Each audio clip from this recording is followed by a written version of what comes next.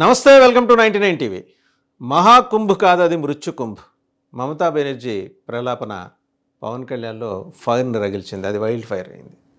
మహాకుంభ్ మేళా సందర్భంగా అక్కడికి వెళ్ళి కుమారుడు ఆయన ధర్మపత్ని కుమారుడితో సహా వెళ్ళి పుణ్యస్నానాలు ఆచరించిన తర్వాత, అంతకుముందు ఆయన గంగా హారతి కూడా అటెండ్ అయ్యారు, పూజలు చేసుకున్నారు. పుణ్యస్నానం ఆచరించిన తర్వాత ఆయన మాట్లాడుతూ, మమతా బెనర్జీ గారు మీరు సర్వజ్ఞులు, ఈ ఇంత పెద్ద లార్జ్ స్కేల్ కోట్ల మంది భక్తులు వచ్చి స్నానాలు చేసినప్పుడు జరిగే తొక్కిసలాటలని దృష్టిలో పెట్టుకుని దాన్ని మృత్యుకుంభ అని అభివర్ణిస్తారా? మీది నోరేనా ఇంకేమైనా అనే పద్ధతిలో గట్టిగా నిలదీశారు. ఇన్ఫ్యాక్ట్ ఇదే నెలదీత ఒక బీజేపీ నాయకుడు, ఒక బీజేపీ రాష్ట్రాన్ని పరిపాలించే బీజేపీ పాలిత రాష్ట్ర ముఖ్యమంత్రి కనుక మాట్లాడి ఉంటే things would have been in a different shape. But ఈయన ఒక ప్రాంతీయ పార్టీకి చెందిన జాతీయ నాయకుడు. ఇంత విలక్షణమైన రాజకీయ వ్యక్తిత్వం, పొలిటికల్ పర్సనాలిటీ బహుశా ఎవరికి ఉండదేమో. ఆయన ఉన్నది చిన్న ప్రాంతీయ పార్టీ, అది కూడా ఉప ప్రాంతీయ పార్టీ అని జనాన్ని సంబోధిస్తూ ఉంటారు. 10 ఏళ్ళు దాటిపోయినా సరే ఇంకా ఉప ప్రాంతీయ పార్టీ అట. ప్రాంతీయ పార్టీ అంటే ఒకటే తెలుగుదేశం, ఇది కాస్త జాతీయ పార్టీ అయిపోయింది. అండమాన్లోనూ ఇంకో 2-3 చోట్ల శాఖలు పెట్టుకొని వాళ్ళు క్లెయిమ్ చేసుకుంటున్నారు జాతీయ పార్టీ అని. ఈయన ఎలాంటి క్లెయిమ్ చేయట్లా, నేను ప్రాంతీయ పార్టీ నాయకుడినే, మా ప్రాంతీయ పార్టీకి అధ్యక్షుడే అంట. కానీ ఆయనకు జాతీయ స్థాయిలో గుర్తింపు వచ్చింది. బీజేపీ కరెక్ట్గా అది పట్టుకుంది. ఇటువంటి నేషనల్ పర్స్పెక్టివ్ ఉన్న ఒక రీజనల్ లీడర్, చరిష్మా ఉన్న లీడర్ మనకి అన్ని అంశాల్లోనూ దూసుకు వెళ్ళటానికి సరిగ్గా వినియోగంలోకి వస్తారు. సో ఉపయోగపడతారని భావించి ఆయన్ని నర్చర్ చేసుకుంటూ మొదలెట్టింది. యూపీ ముఖ్యమంత్రి యోగి ఆదిత్యనాథ్కి ఆయన ధన్యవాదాలు చెప్పారు. ఇంత అద్భుతమైన బ్రహ్మాండమైన కార్యక్రమాన్ని నభూతో నభవిష్యతి అన్నట్టు ఆర్గనైజ్ చేయడానికి యూపీ ప్రభుత్వం తీసుకున్న చర్యల్ని ప్రశంసించారు. ఇక్కడ రెండో పాయింట్ మనం టచ్ చేయాల్సి ఉంటుంది. యూపీ సీఎం యోగి ఆదిత్యనాథ్ నిష్కామ యోగి అనే పేరుంది. ఆయన చదువులో దిట్ట, అలాగే ఆయన కుటుంబానికి సంబంధించిన వాళ్ళు ఎవరు పెద్దగా ఆయన ఇంటి చుట్టూ ఉండరు, ఇంట్లోనూ ఉండరు, పైరవీలు ఎవరు ఉండరు. అలాంటి క్లీన్ ఇమేజ్ ఉన్న పవన్ కళ్యాణ్ని ప్రొజెక్ట్ చేయడం ద్వారా దక్షిణాదిలో తన పార్టీకి ప్రాణప్రతిష్ఠ చేసుకోవటానికి, పార్టీ ఉన్నది ఏదో ఉన్నామంటే ఉన్నట్టు ఉంది. కర్ణాటకలో వాళ్ళు రూల్ చేశారు 2 దఫాలు, ఓకే.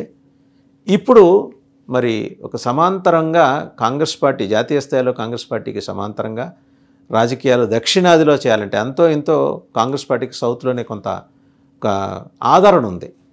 అద్భుతం అని అనలేం కానీ ఆదరణ ఉంది. సో దాన్ని కూడా మార్కెట్ చేసుకొని మానిటైజ్ చేసుకోవటం కోసం పవన్ కళ్యాణ్ లాంటి ఒక వజ్రాయుధం తమ వెంబడి నడిస్తే బాగుంటుంది అనేది బీజేపీ పెద్దలు, ఆర్ఎస్ఎస్ ముఖ్యుల వాళ్ళ ఆలోచనకు తగ్గట్టే ఆయన్ని తమకి అనుగుణంగా వాళ్ళు మలుచుకుంటూ వస్తున్నారు. పూర్తిగా ఆవేశం ఇమిడి ఉన్న పవన్ కళ్యాణ్ వ్యక్తిత్వంలో ఆలోచన జొప్పించింది బీజేపీ. ఆర్ఎస్ఎస్ హెడ్ క్వార్టర్స్ దాన్ని, ఆ ఆలోచనని స్ట్రీమ్లైన్ చేస్తుంది. ఏ సమయంలో ఎక్కడ ఎప్పుడు ఎలా మాట్లాడాలి, ఏ అంశాన్ని అందిపుచ్చుకోవాలి, పవన్ కళ్యాణ్ని ఆ విషయంలో డైరెక్ట్ చేసుకుంటూ రూట్ మ్యాప్ అని పదే ఆయన చెప్పుకుంటూ వచ్చారు కదా, ఇదే రూట్ మ్యాప్. ఒక నేషనల్ లీడర్గా ఆయన రేపు పొద్దున ప్రొజెక్ట్ కాబోతున్నాడు, ఎన్డీఏలో చాలా కీలకమైన భూమిక పోషించబోతున్నారు, అందులో ఎలాంటి సందేహం లేదనే దానికి ఇలాంటివే ఉదాహరణలు. సందర్భం వచ్చినప్పుడల్లా ఒక అంశాన్ని తెర మీదకు తీసుకురావటం. ఇప్పుడు మొన్న మహాకుంభుని మృత్యుకుంభ అని ఆవిడ సంబోధించిన తర్వాత ఏ దక్షిణాది రాష్ట్రాల నుంచి ఎవరు మాట్లాడాల, పవన్ కళ్యాణ్ మాట్లాడారు. ఎందుకు మాట్లాడారు? ఎందుకంటే ఇమ్మీడియట్గా రియాక్ట్ అయ్యే విధానం ఆయన సొంతం. తక్షణం స్పందిస్తారు ఏదైనా సరే. పెద్దగా మనసులో పెట్టుకోవటాలు ఉండవు, కడుపులో దాచుకోవటాలు ఉండవు. అనాలనుకున్నది మొహమాటం లేకుండా అనేస్తాడు. సొంత వాళ్ళు కావచ్చు, పరాయి వాళ్ళు కావచ్చు, లేకపోతే కూటమిలో ఉన్న పార్టీలు కావచ్చు, ఎక్కడ రాజీ పడ్డు, కాంప్రమైజ్ కాడు. ఇక్కడ అదే చేశాడు. మీకు గుర్తుండే ఉంటే కరోనా వైరస్తో సనాతన ధర్మాన్ని పోల్చిన ఉదయనిధి స్టాలిన్ మీద తుఫాను మాదిరి విరుచుకుపడ్డారు. సరే, వాళ్ళ మొదటి నుంచి ఆ పార్టీలకు, తమిళనాడు పార్టీలకు ఒక ఫిలాసఫీ ఉంటుంది. హిందూయిజాన్ని ఎంత వ్యతిరేకిస్తే అంతగా వాళ్ళకి ఓట్లు పడతాయని వాళ్ళ నమ్మకం. సో వాళ్ళకంటూ ఒక స్ట్రక్చరు, ఒక పర్ఫెక్ట్ ప్లానింగ్ ఉంటాయి. దాన్ని బట్టి వాళ్ళు హిందువుల చేత ఓట్లు వేయించుకుంటూ గెలుస్తారు. రేపు పొద్దున గెలిచిన తర్వాత మళ్ళీ హిందువులనే తిడుతూ ఉంటారు, హిందూ ధర్మాన్ని తిడుతూ ఉంటారు. హిందూ ఆలయాలు, ప్రముఖ ఆలయాల ఎదురుగుండా మధుర మీనాక్షి, కంచి కామాక్షి ఇలాంటి ఆలయాల ముంగిట పెరియార్ విగ్రహాలు అలా ఏర్పాటు చేస్తూ ఉంటారు. రెచ్చగొట్టడం కాదా? ఇదే అంశం కరెక్ట్గా అక్కడ తమిళనాడు బీజేపీ అధ్యక్షుడు అందిపుచ్చుకున్నారు అన్నామలై. అలాగే పవన్ కళ్యాణ్ కూడా దాన్ని ముందుకు తీసుకెళ్తున్నారు. సనాతన ధర్మం మీద పిచ్చి పిచ్చి వ్యాఖ్యలు చేస్తే ఊరుకునేది లేదు అని చాలా బలంగా ఆయన వార్నింగ్ ఇచ్చారు. డిఎంకే కూడా గొంతు సవరించుకోవాల్సి వచ్చింది. సో డిఎంకే ఏం ఎత్తుగడతో ముందుకు వచ్చింది, ప్రకాష్ రాజ్ చేత కౌంటర్ ఇప్పించింది సనాతన ధర్మం దాని గురించి. తమాషా ఏంటంటే వీళ్ళందరూ మిగిలిన ధర్మాల జోలికి వెళ్ళరు. ఏ ఇస్లాంలో ఉండే అవకతవకల గురించో, లేకపోతే అవకతవకలని వాళ్ళు భావించిన దాని గురించో, క్రైస్తవంలో ఉండే లేకపోతే ఇబ్బందికరమైన వాతావరణాల గురించో మాట్లాడరు. కరెక్ట్గా హిందూయిజాన్ని టార్గెట్ చేసుకుంటూ మాట్లాడతారు. పవన్ కళ్యాణ్ ప్రశ్నిస్తున్నది అదే, సనాతన ధర్మాన్ని టార్గెట్ చేస్తూ మాట్లాడేది. మీరు ఇతర ధర్మాలకి సంబంధించి వ్యవహారాలకు కొమ్ము కాస్తున్నారు అని. ఇన్ఫ్యాక్ట్ ఆ రోజు ఒక వీడియో బయటకు వచ్చింది. పెద్ద స్టాలిను చిన్న స్టాలిన్ అంటే నాన్న స్టాలిను కొడుకు స్టాలిను కూర్చుంటే మధ్యలో ప్రకాష్ రాజ్ గారు కూర్చొని మాట్లాడింది. ఆయన మాట్లాడిన తర్వాత ఆయన పక్కన కూర్చుని ఇంకో డిఎంకే లీడర్తో బాగా మాట్లాడానా అని అడగటం కూడా ఆ వీడియోతోటి కొన్నాళ్ళు ప్రకాష్ రాజ్ ఫేడ్ అవుట్ అయిపోయారు. సో అంటే డిఎంకే ఆయన హైర్ చేసుకుంది పవన్ కళ్యాణ్ మీద పోరాటానికి. అదే పనిగా పవన్ కళ్యాణ్ మీద ట్వీట్లు పెడుతూ ఒక నెల రోజులు ప్రకాష్ రాజ్ గారు కాలం గడిపారు. తర్వాత తెలుగు ఫిలిం ఇండస్ట్రీ నుంచి ఆయనకి ఏదో మొత్తానికి హెచ్చరిక అందినట్టుంది, కొంచెం ఒళ్ళు దగ్గర పెట్టుకొని మాట్లాడుతున్నారు. ఒకటి. రెండో అంశం, అటువంటి తరహా ఎక్కడైనా సనాతన ధర్మాన్ని గేలి చేయటమో, లేకపోతే అవహేళన చేయటమో, అపహాస్యం చేసే విధంగా మాట్లాడటమో, లేకపోతే భారీ ఎత్తున జరిగే ధార్మిక కార్యక్రమాలకి కళంకం తెచ్చే విధంగా మమతా బెనర్జీ లాంటి వాళ్ళు ఇది మహాకుంభ్ కాదు మృత్యుకుంభ్ అని మాట్లాడుతూ వ్యాఖ్యలు చేయటము, వీటన్నిటి మీద కూడా ఎప్పటికప్పుడు నజరు పెడుతున్నారు పవన్ కళ్యాణ్ గారు. పెడుతున్నారు, సందర్భం చూసుకొని కౌంటర్ అటాక్ ఇస్తున్నారు. ఇది పరిణితి చెందిన రాజకీయం. ఎక్కడ కూడా బ్యాలెన్స్ కోల్పోకుండా, ఆయనకు ఆవేశం ఉంది, ఆ ఆవేశాన్ని ఆయన అలా ఒడిసి పట్టుకొని బ్యాలెన్స్ కోల్పోకుండా మాట్లాడుతూ వస్తున్న తీరు ఈరోజు నేషనల్ మీడియాని మంత్రముగ్ధుడు. ఆ నేషనల్ మీడియా దృష్టిలో ఆయన ఒక ఐకాన్, అంటే ఒక టవరింగ్ పర్సనాలిటీ లాగా ఆయన ఎమర్జ్ అయ్యారు. నేషనల్ మీడియా ఆయన గురించిన ప్రస్తావన లేకుండా ఒక ఇంగ్లీష్ దినపత్రిక, ఢిల్లీ నుంచి వచ్చే ఇంగ్లీష్ దినపత్రికల్లో ఏదో ఒక ఇంగ్లీష్ దినపత్రికలో ఆయన గురించి రోజుకో ప్రస్తావన ఉంటుంది.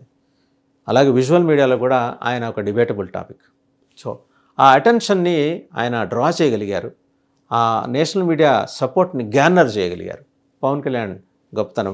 వెనకటికి ఒకప్పుడు నేషనల్ మీడియాకి సంబంధించిన లీడర్సే అబౌవ్ వింధ్యా పర్వతాలకు అవతల ఉన్న వాళ్ళే హెడ్లైన్స్లో ఉండేవాళ్ళు. ఇవాళ పవన్ కళ్యాణ్ నేషనల్ మీడియా హెడ్లైన్స్లో ఉన్నారు. అంటే బీజేపీ ఒక బలమైన ఫోర్స్ని తయారు చేస్తోంది దక్షిణాదిలో. ఆ బలమైన ఫోర్స్కి సారథ్యం వహించే సేనాని పవన్ కళ్యాణే అనే ఒక ఇండికేషన్ ఇస్తోంది. సరే, అంతర్గతంగా కూటమి ప్రభుత్వంలో కుమ్ములాటలు అంటారా, ఉంటాయి సహజంగా.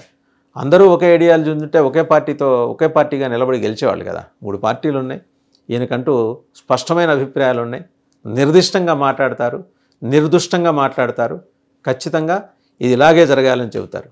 సరే, ఆయన టార్గెట్ చేశారు, 10వ ర్యాంకు ఇచ్చి కావాలని ఆయన హ్యూమిలేట్ చేశారని వచ్చే మాటలు ఉన్నాయి, పట్టించుకోరు ఆయన. ఆయనకేంటంటే ఇబ్బంది కలిగినప్పుడు సైలెంట్ అయిపోతారు. తీవ్రమైన వెన్నునొప్పి జ్వరంతో బాధపడుతున్న ఆయన మరుసటి రోజు కేరళ ఎలా వెళ్ళారు అని చెప్పి పిచ్చి ప్రశ్నలు సందేహించే జనాలు లేకపోలేరు, ఆ పార్టీలో వాళ్ళు ఉన్నారు. కానీ ముందర వెళ్ళింది ఆయుర్వేదకు సంబంధించి కొంత ట్రీట్మెంట్ తీసుకొని తర్వాత ఆలయాలు చూసుకుంటూ వచ్చారు. అది గమనించరు. సరే, ఏదైతేనే ఒక నేషనల్ స్టార్, పొలిటికల్ స్టార్గా పవన్ కళ్యాణ్ ఎమర్జ్ అవుతున్న వేళ మరి వివిధ రాష్ట్రాల్లో ఉన్న ప్రాంతీయ పార్టీలకు కూడా కొంత అది ఆందోళన కలిగించే అంశం. అందులో భాగంగానే మమతా బెనర్జీ లాంటి సీజన్డ్ పొలిటీషియన్ కూడా నోరు జారి మహాకుంభ్ కాదు మృత్యుకుంభ్ అన్నారు. వెంబడే ఆ అంశాన్ని అందిపుచ్చుకొని పవన్ కళ్యాణ్ తాట తీశారు. సో ఇది ఎవరికైనా వర్తిస్తుంది. మనకి ఆయన ఆవేశాన్ని ఎలా స్ట్రీమ్లైన్ చేసుకొని సక్రమమైన ఆలోచనగా దాన్ని ఒక సరళంగా దాన్ని ముందుకు తీసుకెళ్తున్నారంటే ఒక ఉదాహరణ చెప్తుంటారు. గంగ దూకుడుగా ఆకాశం నుంచి వస్తుంటే శివుడు తన జటాజుటంలో బంధించి స్లోగా భూమి మీదకి వదిలినట్టు ఆలోచనల ప్రవాహాన్ని పవన్ కళ్యాణ్ కట్టడి చేసుకునేలాగా తన్ను తాను ఆయన రీడిజైన్ చేసుకుంటున్నారు, తిరిగి మేనిఫెస్ట్ చేసుకుంటున్నారు, తను తాను ఆవిష్కరించుకుంటున్నారు. పవన్ కళ్యాణ్ మ్యాగ్నానిమిటీని ఈ రకంగా బీజేపీ, ఆర్ఎస్ఎస్ గుర్తించాయి కాబట్టి రేపు పొద్దున జరగబోయే జమిలీ ఎన్నికలు కావచ్చు, అలాగే సార్వత్రిక ఎన్నికలు రెగ్యులర్ షెడ్యూల్ ప్రకారం జరిగినా సరే ఆ పార్టీకి ఈయన ఎన్డీఏకి పెద్ద తురుపు ముక్క, పెద్ద వజ్రాయుధం.